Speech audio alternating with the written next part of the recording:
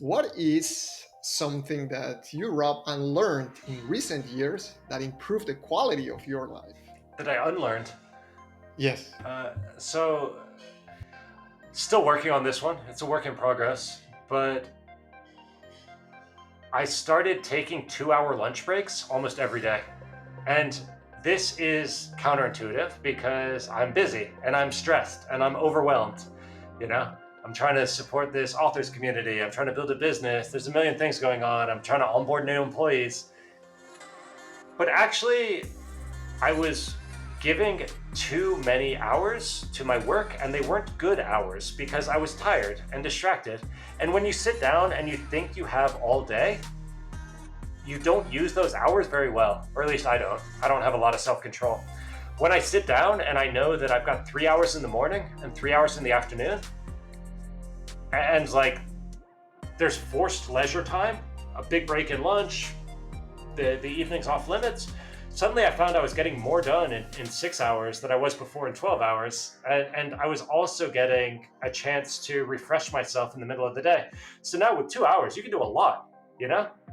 Have a lunch, do some chores, read a book, have a bath. We lived in this mountain village in northern Catalonia. And there's like a little river that comes out, a mountain spring right behind my house. It's like walk down to the rock pools, have a freezing swim.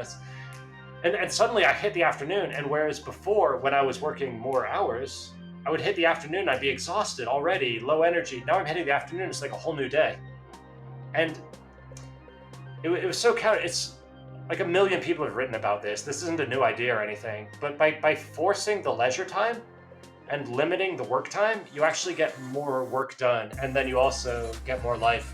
So that was a big one for me. Another change is I'm 37 now, and like I recently learned that I've always had ADHD, and I was like, oh, that explains a lot of my business and relationship failures in the past. And so I the way I've dealt with that is by, for example, I'm bad at consistency. So books don't require a lot of consistency. You get them done, then you ignore them. If you need to take a month off while you're working on them, nothing bad happens, right? There's no investors, there's no all or nothing market. So for me, that was an industry that sort of suited my unreliability with my creative output. And I kind of built all these complex systems around my personal productivity to account for what I thought was just like the weirdness of my brain.